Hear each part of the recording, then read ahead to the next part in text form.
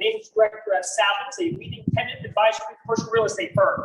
Today marks 18 months since our first Coffee with Ken and the beginning of the COVID-19 pandemic, and also the first in-person conversation that we've ever hosted. So special thanks to the entire Compass Coffee team, Michael Hav, Karina, Max, Hillary, everyone here for hosting us in this amazing roastery in Ivy City that is not even open to the public yet. So big round of applause for you guys accomplished.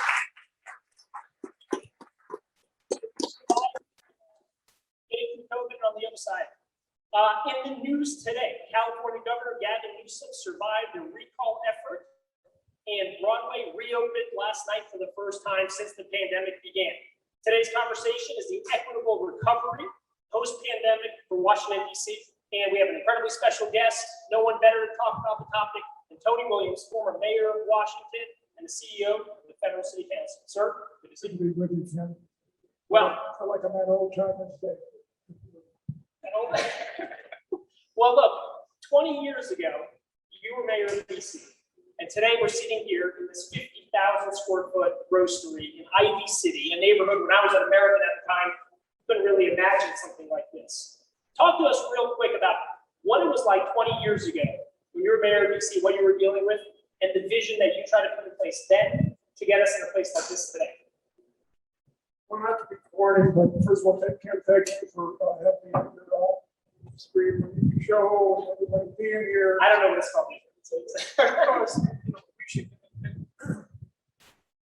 But I always tell people this, the way I try to formulate it for the citizens in DC.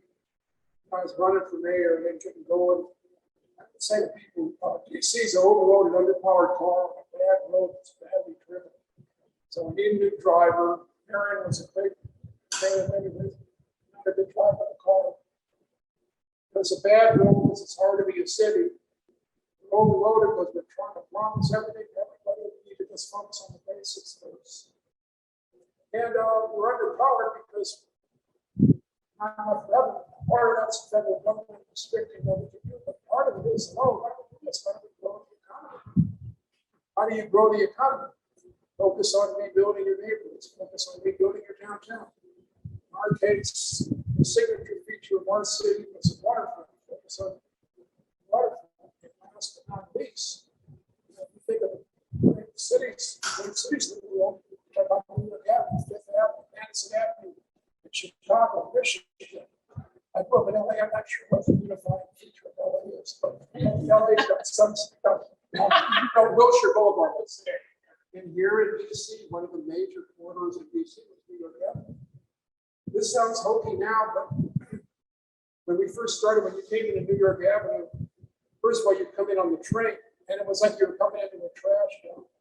And I said, why don't we, but people come to know, people could criticize this and call it protected village strategy, just fixing up the facade, but not the city. What I wanted to do was fix up the facade of the city, reflecting what we were actually doing to fix the city, to send a message to the world, whoa, we're under new management. So when you came in on the train, all of a sudden, it was no longer just trash all over the railway. When you came into the world's capital of New York Avenue back in the day, there were 3 old abandoned houses that had been abandoned probably since the Lincoln administration. They were just sitting there right at the gateway to the city. Again, this may sound tempting, but I was like, why don't we just get rid of the houses and do something on that lot to show that somebody gives a damn when you come in. It's like coming into my house and I got the couch turned over and the garbage can on. It's not very inviting. And it shows I don't really care that much about the house. So building the incentives and the strategy to bring investment into our major borders was a big part of what we wanted to do. We went to this thing called the ICSC, International Convention Shopping Center. It's the largest convention in the world in Las Vegas. And we went out, I was one of the first mayors to go out there and recruit companies to come to DC. Bring their retail to DC. So we have a huge pool of economic resource in DC right now. No sense it's shopping in Virginia. That's fine, but they also need to have places to shop in DC.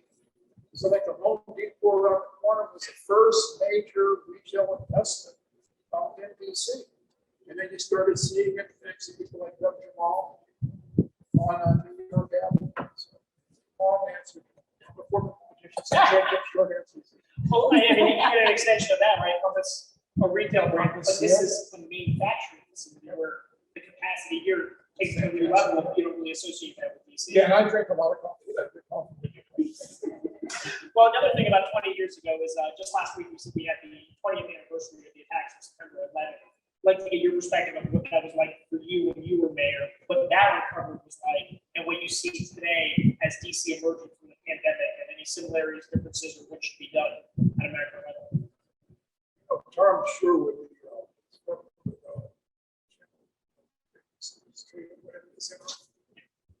Channel 4 affiliate, and before the city paper, I was telling him that to other folks. I felt that, like everybody in the universe, I felt a sense of anxiety and trepidation. But going to Earth, and which a lot of people probably are clients of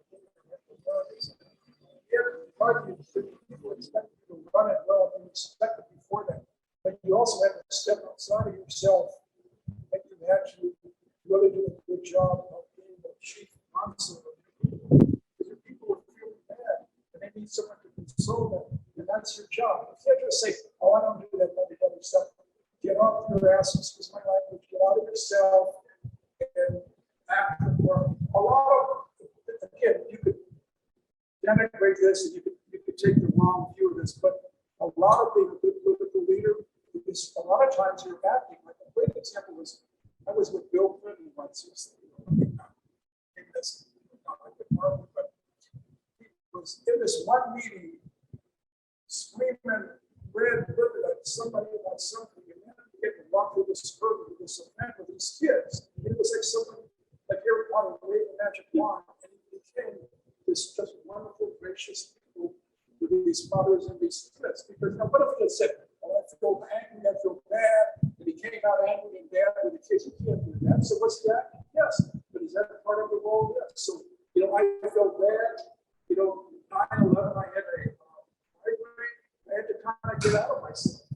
That's the biggest lesson for leadership. And then how about the recovery after 9/11 versus now? You look at DC.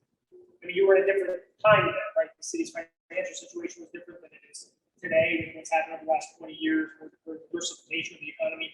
What kind of priorities did you focus on in getting DC on level footing back then versus what do you think should be the focus today? Well, the focus get long and hey, yes, on your face. So here's the thing with the American city. My humble opinion. You had 3 cycles of the American city. Maybe we're into the 4th now.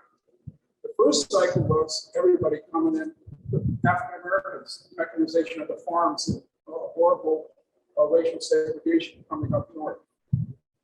People coming to the other side of it, like people coming off the farms. The industrial period, huge growth of the American city. So my wife is from St. Louis. Use St. Louis as an example. 1904, the World's Fair was a heightened power of St. Louis as the American city. Huge force coming into the American city.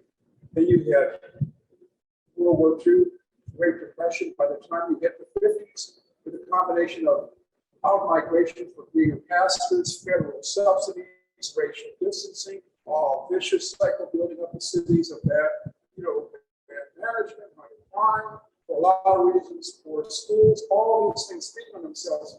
Huge out migration in the American cities. So St. Louis pushing 800,000. What are they now? Maybe 300. Detroit, a huge city, huge exploration out of the city.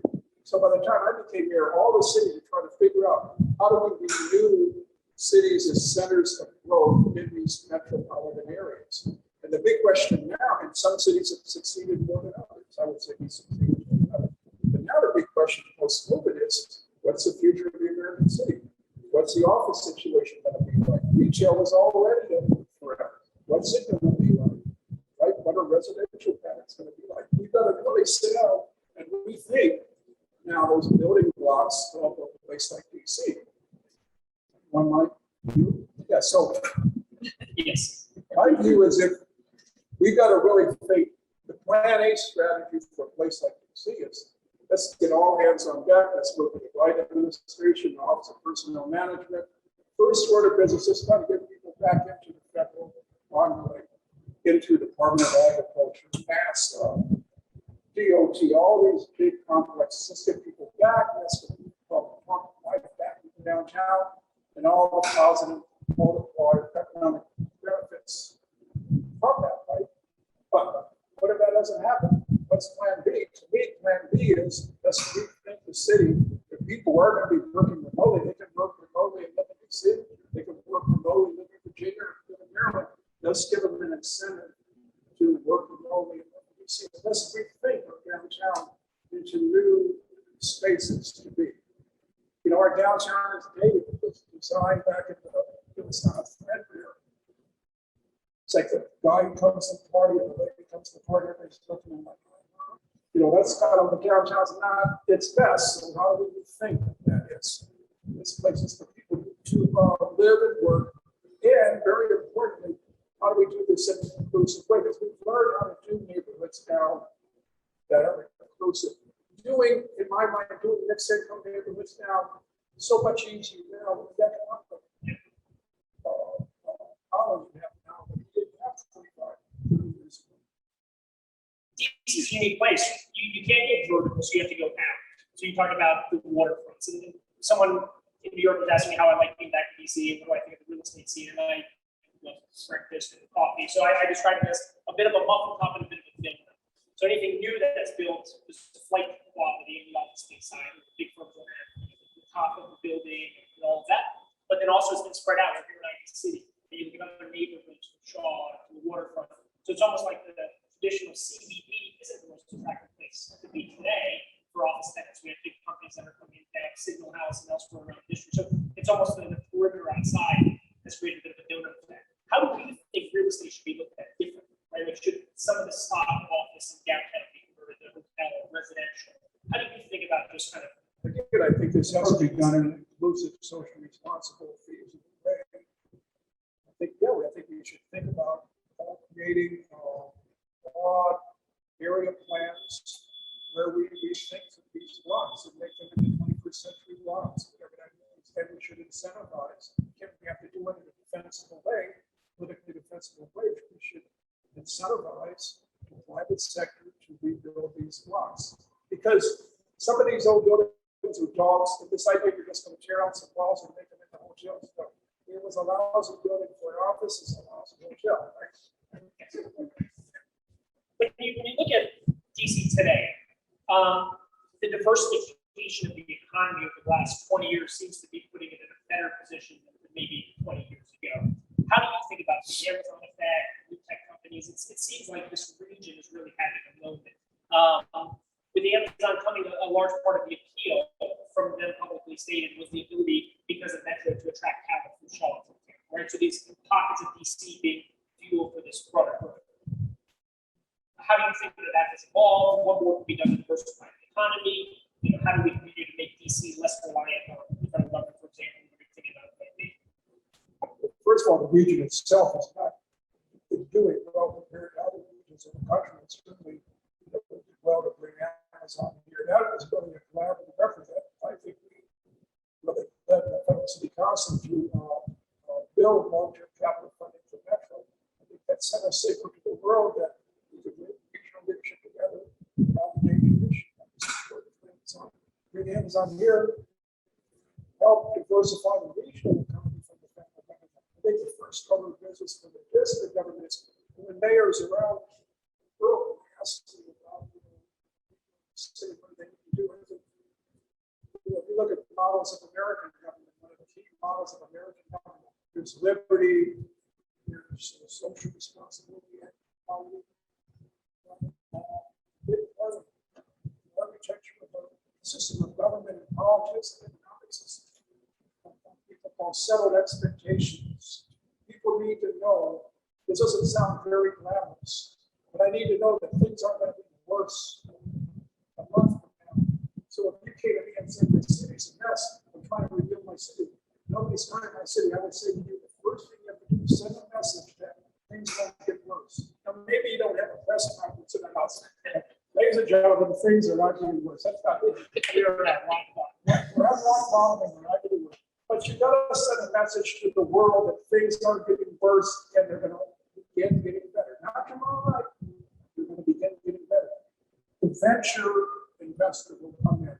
You start improving things and more people come in and you start creating a virtuous cycle. The most important thing the council has to do, I believe, is be aware that we have to have an economic framework where there's settled expectations. We're compared, I don't know, we're necessarily compared to cities in Texas, because Texas doesn't do anything. Right? But we've got to be able to be competitive with other cities that have the same social responsibilities. So we're doing what we do effectively. We're economically competitive. That's very, very important for the council. Because right now, if you have a situation where we're awash in money, you raise taxes, what kind of message is that sending? I think that's insane. My head's exploding. Let's talk a little bit about. I'm not a right-wing Republican, I'm just saying, you know. No, to talk, I feel like these things kind of happen slowly and then quickly, where people maybe aren't paying attention to some of the initiatives being pushed by the council, for example, whether it's on tax issues in August, the federal city council was acting and sending letters and pushing back and kind of take a step back, pause and look at how what the broader impact would be to potentially high net wealth individuals and companies maybe leaving DC. How do you build a coalition and get the broader business community and leaders focused on that ahead of something actually passing? Not being too late, but just being a little bit more difficult to slow down. We, Federal City Council, were much more involved in the growth of building the local politics than we were before. I thought we were going to be much of what we were in the past, which was building interaction with departments. We should have self-determination, we should be a state, but functionally, we're almost like another agency in the cabinet. Think of the positive. We should be able to work with other cabinet officers for the great effect of DC. I thought that's what we would be doing, but for a lot of reasons, because blue cities have become deep blue, there's a lot of good to that, but there's some other problems with that. I mean, for example, in New York, when you say we don't want Amazon, again, my head's exploding. How do you do that? That's like 5,000-6,000 jobs for people. How do you say they don't want? So try to create a better climate, better consciousness. Again, the mantra that we have is socially responsible, economically feasible. You mentioned New York. Eric Adams won the Democratic primary over the summer and is expected to potentially be the next mayor of New York. What do you think about that election, the Democratic primary in the city, as people are going to the ballot box and think about recovery and kind of rebuilding New York post-COVID? Well, what is that as a message, for politics in New York, or broadly, nationally, about a recovery and about public safety? Yeah, it's like the old radios, you tone the radio and you get the right signal, tune out all the noise and get right on the frequency. United States is a center right, center left, right. Some people are center right, independents, same Republicans. Some people are, a lot of people are center left. You have the extremes. I think President Biden in South Carolina from now on out is an example of it. And I think Eric Adams in New York is an example of that. People, Americans are gracious, generous people, but they're not crazy. It's a balance. Obviously, important to New York pre-COVID was their ability to attract 16 million visitors a year. We know Destination DC, Elliot Ferguson, Greg Odell, the team here has been so focused on tourism. How important is tourism? How do you think about it? In the last 3 weeks, I think the New York Magazine and the New York Times have read, tourism sections about coming to talking restaurants. And when I left American in 2002 and came back in 2017, I think it was like 15 new Michelin star restaurants, right? Something crazy like that. There's a vibrancy in these neighborhoods that have really kind of, emerged over the last 20 years. I mean, how important is it for people to think of DC as, tourism, food, hospitality, culture, beyond just the seat of power? Well, I think it's, if you look at a lot of DC's revenues, a lot of the uptick in our revenues comes from the sales tax, because we get the sales tax in DC. I think that's a big part of it. So tourism, sports, entertainment, hospitality are a big part of the city's economy. So it's huge. That's money that's going into good social services, schools. That money is being used for these purposes. Right? The second reason why I think the tourism economy is important is because the tourism economy is an economy that's real escalated to bring people in. People say, well, some of these tourist jobs are getting jobs. They're not really getting jobs if you in your career, one step in the escalator, and then you work your way into the industry, become a manager, and work your way up. I think that's important in a city like DC when you're trying to bring people into the world of work. So getting that back on its feet is very, very important for us. That's why you spend this time with guys and companies talking about real estate and site selection. Every company wants to be like retail. They want to be with the people on the town. What do you do to strengthen the town base in DC to get more folks educated, more people in the pipeline, develop a broader tenant base, town base in the district? I mean, what have you prioritized in the past? What is better speak as we're working on today? How do we work with COVID with a stronger workforce that would then apparently attract more business? That's a great question. One thing we've done, City Bridge Foundation, Brown Family of David supporters, I guess. I know they're supporters of this property, which is they're big supporters of education. I think the editorial in the paper on Sunday in the Washington Post, speaking to the real gains that have been made in DC in education, not just because of gentrification, but real gains in education. That's a big part of it. Focusing on the digital divide is a big thing. One of the things that we've done in DC, we put a big investment in the fiber optic infrastructure. We just get the families through a lot of different strategies onto this infrastructure, especially in this new economy. So the digital divide is a big part of this. And then lastly, we were talking about this before the show began, career apprenticeships, getting our kids apprenticeships so that there's a goal, there's an end goal to their education. So we're getting people into college, let's keep the kids in college, keep them in community college, keep them in technical training, going into real jobs. A large part of the conversations we've had over the last few months on this conversation series is the nexus of the public sector, private sector, nonprofits, different organizations coming together, right? Any leader is just not going to be able to do it themselves. How important is it, and how do you organize all of these sectors to kind of collaborate and address larger social issues in micro? I think I was just trying to be cool. You are. But it takes a lot of confidence to be involved in DC, and essentially the summer, the only person I ever what was the question? So a bit of like tri-sector conference. Sorry, I think at all levels of government, at the federal level, at the regional level, at the local level, people consider it an active phase. I think public-private partnerships are important. It's a positive role that the non-governmental sector can play, positive role the government can play, and respecting what different levels of government can uniquely do as important. For example, people don't give enough credit to this. Janet Yellen, the Secretary of the Treasury, she got the agreement of all the countries put a floor on capital gains reduction. That's the role the federal government can play to create a level playing field around the world. The federal government can play to create a level playing field among the states and the cities. Right? They can play an important role. If we talk about family leave, cities really shouldn't be. Family leave is important. Really, only the federal government can do it in a way where it's not vetted by name, race, and anti-competitive in one jurisdiction.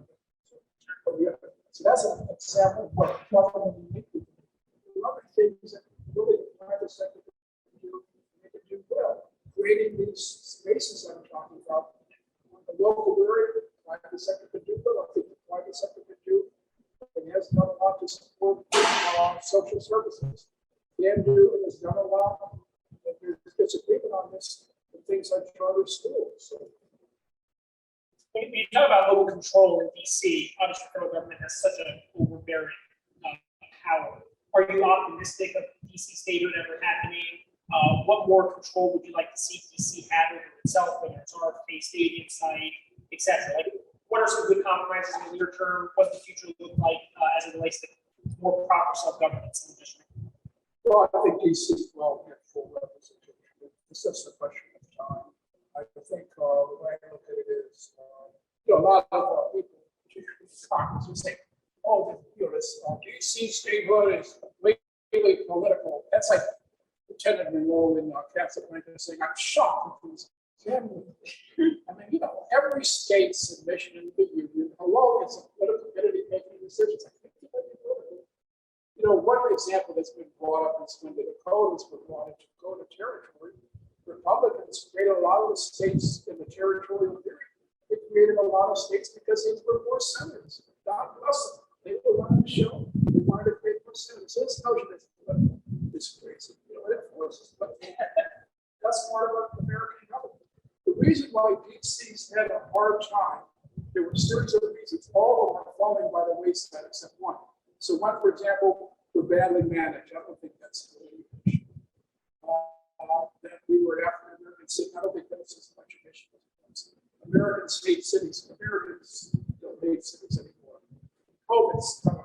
That's definitely people looking for safety. They don't like the cities anymore. But the last one is DC is a democratic city, and that's our problem because of the opposition of the Senate right now. The federal Senate. Senator Manchin, Senator Sinema. So last question. COVID's obviously been a trying time over the last 18 months, but eyes have been on DC for other reasons, whether it was the protests for Black Lives Matter, Black Lives Matter Plaza, the insurrection.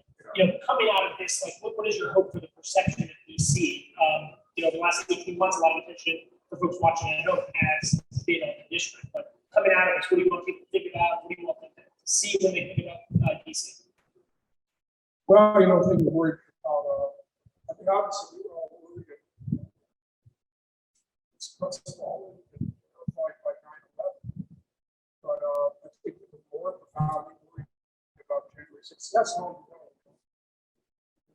How do you really defend that? And that's really just really willing to tear down the whole building because they look a different way. That's really troubling to me that people hate, the government like that. What that represents to common purpose.